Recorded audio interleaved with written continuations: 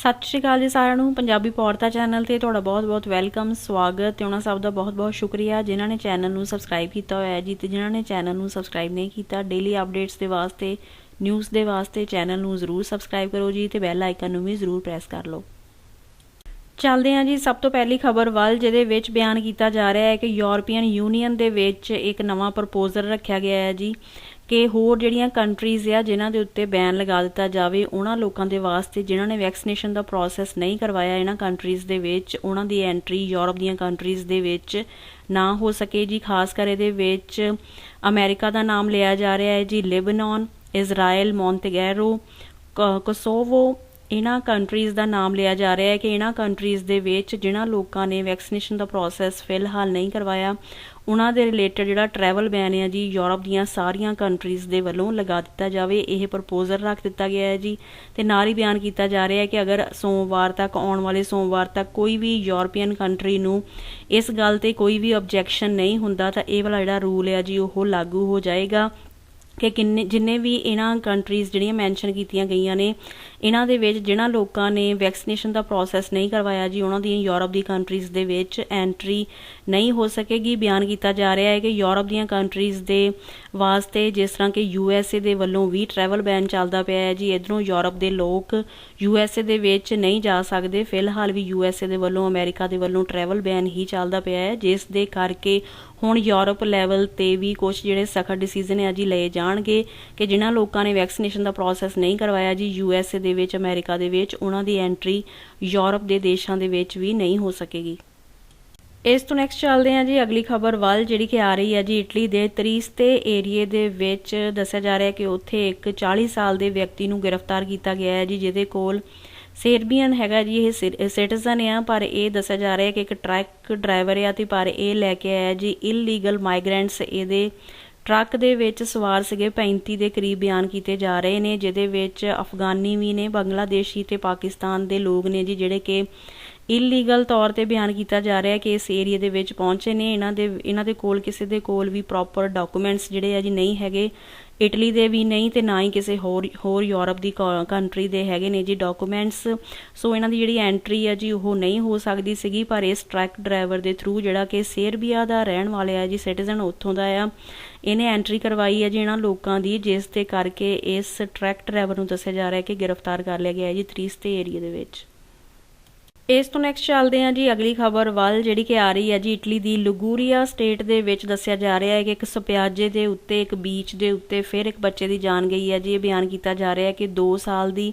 ਬੱਚੀ ਆ ਜੀ, ਇਹ ਫੈਮਿਲੀ ਦੇ ਨਾਲ ਸਾਰੇ ਉੱਥੇ ਗਏ ਹੋਏ ਸੀਗੇ ਪਰ ਇੱਕਦਮ ਦੱਸਿਆ ਜਾ ਰਿਹਾ ਕਿ 2 ਸਾਲ ਦੀ ਬੱਚੀ ਦੀ ਤਬੀਅਤ ਹੋਈ ਹੈ ਜੀ ਬਹੁਤ ਜ਼ਿਆਦਾ ਖਰਾਬ ਤੇ ਉਸ ਤੋਂ ਬਾਅਦ ਬਿਆਨ ਕੀਤਾ ਜਾ ਰਿਹਾ ਕਿ ਹਸਪੀਟਲਸ ਦੇ ਵਿੱਚ ਪਹੁੰਚਾਇਆ ਗਿਆ ਹੈ ਪਰ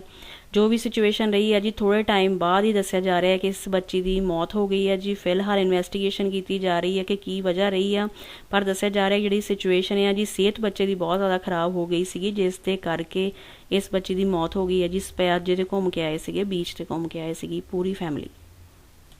ਇਸ ਤੋਂ ਨੈਕਸਟ ਚੱਲਦੇ ਹਾਂ ਜੀ ਅਗਲੀ ਖਬਰ ਵੱਲ ਜਿਹੜੀ ਕਿ ਆ ਰਹੀ ਹੈ ਜੀ ਪੇਰੂ ਕੰਟਰੀ ਤੋਂ। ਪੇਰੂ ਕੰਟਰੀ ਦੇ ਵਿੱਚ ਦੱਸਿਆ ਜਾ ਰਿਹਾ ਹੈ ਕਿ 16 ਜਿਹੜੇ ਵਰਕਰ ਸੀਗੇ ਨੇ ਜਿਹੜੇ ਖੁਦਾਈ ਦਾ ਕੰਮ ਕਰਦੇ ਨੇ, ਮਾਈਨਸ ਦੇ ਵਿੱਚ ਕੰਮ ਕਰਦੇ ਸੀਗੇ,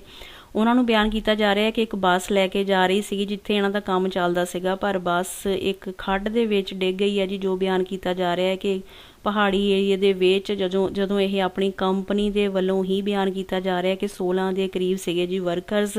ਜਿਹੜੇ ਕਿ ਕੰਮ ਕਰਨ ਦੇ ਵਾਸਤੇ ਹੀ ਜਾ ਰਹੇ ਸੀਗੇ ਪਰ ਬੱਸ ਜਿਹੜੀ ਹੈ ਜੀ ਉਹ ਇੱਕਦਮ ਆਊਟ ਆਫ ਕੰਟਰੋਲ ਹੋ ਗਈ ਹੈ ਬੱਸ ਡਰਾਈਵਰ ਦੇ ਕੋਲੋਂ ਜਿਸ ਦੇ ਕਰਕੇ 16 ਦੇ ਕਰੀਬ ਨੇ ਜੀ ਇਹ ਵਰਕਰਸ ਖੁਦਾਈ ਦਾ ਕੰਮ ਕਰਨ ਵਾਲੇ ਜਿਨ੍ਹਾਂ ਦੀ ਕਿ ਮੌਤ ਹੋ ਗਈ ਹੈ ਜੀ ਪੇਰੂ ਕੰਟਰੀ ਦੇ ਵਿੱਚ। ਇਸ ਤੋਂ ਨੈਕਸਟ ਚੱਲਦੇ ਹਾਂ ਜੀ ਅਗਲੀ ਖਬਰ ਵੱਲ ਜਿਹੜੀ ਕਿ ਆ ਰਹੀ ਹੈ ਜੀ ਕੈਨੇਡਾ ਤੋਂ। ਕੈਨੇਡਾ ਦੇ ਵਿੱਚ ਬਿਆਨ ਕੀਤਾ ਜਾ ਰਿਹਾ ਹੈ ਕਿ ਜਸਟਿਨ ਟਰੂਡੋ ਜਿਹੜੇ ਉੱਥੇ ਦੇ ਪ੍ਰਧਾਨ ਮੰਤਰੀ ਹੈ ਜੀ ਉਹਨਾਂ ਦੀ ਇੱਕ ਬਹੁਤ ਵੱਡੀ ਰੈਲੀ ਸੀਗੀ ਇੱਕ ਜਿਸ ਤਰ੍ਹਾਂ ਕਿ ਉੱਥੇ ਇਲੈਕਸ਼ਨ ਵਗੈਰਾ ਹੋਣ ਵਾਲੀ ਹੈ ਉਸ ਦੇ ਰਿਗਾਰਡਿੰਗ ਸੀਗੀ ਜੀ ਇਹ ਰੈਲੀ ਪਰ ਇਸ ਰੈਲੀ ਨੂੰ ਦੱਸਿਆ ਜਾ ਰਿਹਾ ਕਿ ਇੱਕਦਮ ਕੈਂਸਲ ਕਰਨਾ ਪੈ ਗਿਆ ਹੈ ਜੀ ਉੱਥੇ ਕਿਉਂਕਿ ਕੈਨੇਡਾ ਦੇ ਵਿੱਚ ਵੀ ਬਹੁਤ ਸਾਰੇ ਇੱਦਾਂ ਦੇ ਲੋਕ ਨੇ ਜਿਹੜੇ ਵੈਕਸੀਨੇਸ਼ਨ ਦਾ ਪ੍ਰੋਸੈਸ ਨਹੀਂ ਕਰਵਾਉਣਾ ਚਾਹੁੰਦੇ। ਕਾਫੀ ਵਿਰੋਧ ਨੇ ਇਸ ਗੱਲ ਦੇ, ਜਿਸ ਦੇ ਕਰਕੇ ਵੀ ਲੋਕ ਬਾਰ-ਬਾਰ ਉੱਥੇ ਪ੍ਰੋਟੈਸਟ ਕਰਦੇ ਨੇ। ਤੇ ਇਸੇ ਰੈਲੀ ਦੇ ਦੌਰਾਨ ਵੀ ਦੱਸਿਆ ਜਾ ਰਿਹਾ ਕਿ ਜਿਹੜੇ ਪ੍ਰਦਰਸ਼ਨ ਕਰਨ ਵਾਲੇ ਨੇ ਜੀ ਲੋਕ ਉੱਥੇ ਬਹੁਤ ਜ਼ਿਆਦਾ ਗਿਣਤੀ ਦੇ ਵਿੱਚ ਪਹੁੰਚ ਗਏ ਸੀਗੇ, ਜਿਸ ਦੇ ਕਰਕੇ ਇੱਕਦਮ ਜਿਹੜੀ ਕਾਫੀ ਵੱਡੇ ਲੈਵਲ 'ਤੇ ਬਿਆਨ ਕੀਤਾ ਜਾ ਰਿਹਾ ਕਿ ਇਹ ਰੈਲੀ ਸੀਗੀ ਜਿਸ ਨੂੰ ਕਿ ਕੈਂਸਲ ਕਰਨਾ ਪੈ ਗਿਆ ਜੀ ਉੱਥੇ ਕੈਨੇਡਾ ਦੇ ਵਿੱਚ, ਜਿਹਨੂੰ ਸੰਬੋਧਨ ਕਰਨਾ ਸੀਗਾ ਜੀ ਉੱਥੋਂ ਦੇ ਪ੍ਰਧਾਨ ਮੰਤਰੀ ਜਸਟਿਨ ਟਰੂਡੋ ਜੀ ਨੇ। ਇਸ ਤੋਂ ਨੈਕਸਟ ਚੱਲਦੇ ਹਾਂ ਜੀ ਅਗਲੀ ਅਪਡੇਟ ਵੱਲ, ਜਿਹਦੇ ਵਿੱਚ ਬਿਆਨ ਕੀਤਾ ਜਾ ਰਿਹਾ ਹੈ ਕਿ ਜਿਹੜੀ ਇੱਥੇ ਇਟਲੀ ਦੀ ISS ਸੰਸਥਾ ਹੈ ਜੀ ਸਿਹਤ ਵਿਭਾਗ ਦੇ ਨਾਲ ਰਿਲੇਟਡ, ਉਹਨਾਂ ਦੇ ਵੱਲੋਂ ਇਨਫੋਰਮੇਸ਼ਨ ਰਿਲੀਜ਼ ਕੀਤੀ ਜਾ ਰਹੀ ਹੈ ਕਿ ਜਿਹਨਾਂ ਏਰੀਆਜ਼ ਦੇ ਵਿੱਚ ਘੱਟ ਵੈਕਸੀਨੇਸ਼ਨ ਦਾ ਪ੍ਰੋਸੈਸ ਹੋਇਆ ਹੈ ਜੀ ਉਹਨਾਂ ਦੇ ਵਿੱਚ ਨੰਬਰ ਆਫ ਕੇਸਿਸ ਇਸ ਮਹਾਮਾਰੀ ਨੂੰ ਲੈ ਕੇ ਜ਼ਿਆਦਾ ਆ ਰਹੇ ਨੇ। ਜਿਸ ਤਰ੍ਹਾਂ ਕਿ ਸਿਚੀਲੀਆ ਤੇ ਸਰਦੇਨੀਆ ਸਟੇਟ ਦੇ ਬਾਰੇ ਬਿਆਨ ਕੀਤਾ ਜਾ ਰਿਹਾ ਹੈ ਕਿ ਸਿਚੀਲੀਆ ਜਿਹੜੀ ਸਟੇਟ ਹੈ ਜੀ ਆਉਣ ਵਾਲੇ ਸੋਮਵਾਰ ਤੋਂ ਯੈਲੋ ਜ਼ੋਨ ਦੇ ਵਿੱਚ ਸ਼ਾਮਿਲ ਕਰ ਦਿੱਤੀ ਗਈ ਹੈ। ਤੇ ਸਰਦੇਨੀਆ ਦੇ ਬਾਰੇ ਵੀ ਬਿਆਨ ਕੀਤਾ ਜਾ ਰਿਹਾ ਹੈ ਕਿ ਅਗਲੇ ਆਉਣ ਵਾਲੇ ਇਸ ਹਫ਼ਤੇ ਤੋਂ ਅਗਲੇ ਆਉਣ ਵਾਲੇ ਹਫ਼ਤੇ ਦੇ ਵਿੱਚ ਸਰਦੇਨੀਆ ਸਟੇਟ ਵੀ ਯੈਲੋ ਜ਼ੋਨ ਦੇ ਵਿੱਚ ਸ਼ਾਮਿਲ ਹੋ ਸਕਦੀ ਹੈ ਜੀ। ਜੋ ਇਸ ਸੰਸਥਾ ਦੇ ਵੱਲੋਂ ਇਨਫੋਰਮੇਸ਼ਨ ਬਿਆਨ ਕੀਤੀ ਜਾ ਰਹੀ ਹੈ ਕਿ ਜਿਹਨਾਂ ਏਰੀਆਜ਼ ਦੇ ਵਿੱਚ ਵੈਕਸੀਨੇਸ਼ਨ ਦਾ ਪ੍ਰੋਸੈਸ ਘੱਟ ਹੋਇਆ ਹੈ ਜੀ, ਤੇ ਨਾਲ ਹੀ ਜਿਹੜੀ ਟੂਰਿਸਟ ਦੀ ਮੂਵਮੈਂਟ ਜ਼ਿਆਦਾ ਰਹੀ ਹੈ ਜਿਹਨਾਂ ਸਟੇਟਸ ਦੇ ਵਿੱਚ, ਉਹਨਾਂ ਸਟੇਟਸ ਦੇ ਵਿੱਚ ਹੀ ਨੰਬਰ ਆਫ ਕੇਸਿਸ ਇਸ ਮਹਾਮਾਰੀ ਨੂੰ ਲੈ ਕੇ ਜ਼ਿਆਦਾ ਆਉਂਦੇ ਪਏ ਨੇ ਜੀ। ਬਾਕੀ ਸਟੇਟਸ ਜਿਨ੍ਹਾਂ ਦੇ ਵਿੱਚ ਵੈਕਸੀਨੇਸ਼ਨ ਦਾ ਪ੍ਰੋਸੈਸ ਜ਼ਿਆਦਾ ਹੋਇਆ ਹੈ ਜਾਂ ਟੂਰਿਸਟ ਦੀ ਮੂਵਮੈਂਟ ਘੱਟ ਹੈ ਜੀ, ਉਹਨਾਂ ਦੇ ਵਿੱਚ ਨੰਬਰ ਆਫ ਕੇਸਿਸ ਜਿਹੜੇ ਇਸ ਮਹਾਮਾਰੀ ਨੂੰ ਲੈ ਕੇ ਆਉਂਦੇ ਪਏ ਨੇ ਜੀ, ਉਹਨਾਂ ਦੇ ਵਿੱਚ ਵੀ ਘੱਟ ਹੈ ਜੀ ਦੂਸਰੇ ਏਰੀਆਜ਼ ਦੇ ਨਾਲੋਂ।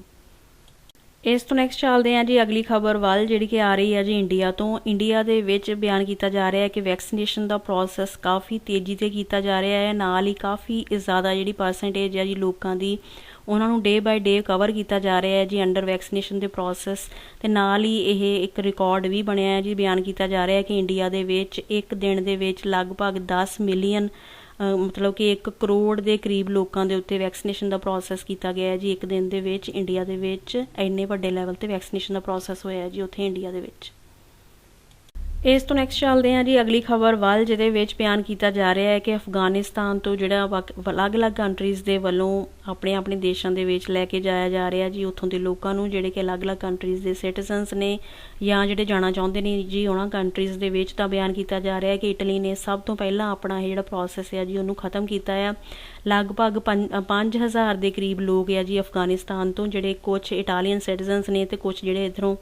ਇਟਲੀ ਗਵਰਨਮੈਂਟ ਦੇ ਵੱਲੋਂ ਕੰਮ ਕਰਦੇ ਸੀਗੇ ਜੀ, ਉੱਥੇ ਆਉਣਾ ਚਾਹੁੰਦੇ ਸੀਗੇ ਇਟਲੀ ਦੇ ਵਿੱਚ, ਉਹਨਾਂ ਨੂੰ ਲਿਆਂਦਾ ਗਿਆ ਹੈ। ਇਸ ਤੋਂ ਬਾਅਦ ਜਰਮਨ ਨੇ ਵੀ ਦੱਸਿਆ ਜਾ ਰਿਹਾ ਕਿ 4100 ਦੇ ਕਰੀਬ ਲੋਕ ਆ ਜਿਹੜੇ ਉੱਥੋਂ ਲੈ ਕੇ ਆਉਂਦੇ ਨੇ ਜੀ ਆਪਣੀ ਕੰਟਰੀ ਦੇ ਵਿੱਚ। ਅਫਗਾਨਿਸਤਾਨ ਦੇ ਵਿੱਚ, ਫਰਾਂਸ ਦੇ ਵਿੱਚ ਵੀ 2500 ਦੇ ਕਰੀਬ ਲੋਕ ਜਿਹੜੇ ਅਫਗਾਨਿਸਤਾਨ ਦੇ ਵਿੱਚ ਪਹੁੰਚੇ ਨੇ। ਤੇ ਯੂਨਾਈਟਿਡ ਸਟੇਟਸ ਦੇ ਵੱਲੋਂ ਹੁਣ ਤੱਕ ਲਗਭਗ ਦੱਸਿਆ ਜਾ ਰਿਹਾ ਕਿ 90000 ਦੇ ਕਰੀਬ ਲੋਕਾਂ ਨੂੰ ਲੈ ਕੇ ਜਾਇਆ ਗਿਆ ਹੈ ਜੀ ਉੱਥੋਂ। ਤੇ ਅਜੇ ਵੀ ਜਿਹੜੇ ਯੂਨਾਈਟਿਡ ਸਟੇਟਸ ਦੇ 1500 ਦੇ ਕਰੀਬ ਜਿਹੜੇ ਲੋਕ ਆ ਜੀ ਅਜੇ ਵੀ ਉੱਥੇ ਨੇ ਅਫਗਾਨਿਸਤਾਨ ਦੇ ਵਿੱਚ, ਜਿਹਨਾਂ ਨੂੰ ਲੈ ਕੇ ਜਾਣਾ ਬਾਕੀ ਹੈ ਜੀ USA ਦੇ ਵੱਲੋਂ। ਠੀਕ ਹੈ ਜੀ, ਇਹ ਸੀ ਜੀ ਫਿਰ ਕੁਝ ਖਾਸ ਖਬਰਾਂ। ਜੇ ਤੁਹਾਨੂੰ ਨਿਊਜ਼ ਕੰਟੈਂਟ ਠੀਕ ਲੱਗਾ ਤਾਂ ਇੱਕ ਵੀਡੀਓ ਨੂੰ ਲਾਈਕ ਕਰ ਦਿਓ, ਤੇ ਜਿਨ੍ਹਾਂ ਨੇ ਮੇਰੇ ਤੱਕ ਚੈਨਲ ਨੂੰ ਸਬਸਕ੍ਰਾਈਬ ਨਹੀਂ ਕੀਤਾ ਤਾਂ ਡੇਲੀ ਅਪਡੇਟਸ ਦੇ ਵਾਸਤੇ ਚੈਨਲ ਨੂੰ ਜ਼ਰੂਰ ਸਬਸਕ੍ਰਾਈਬ ਕਰੋ ਜੀ।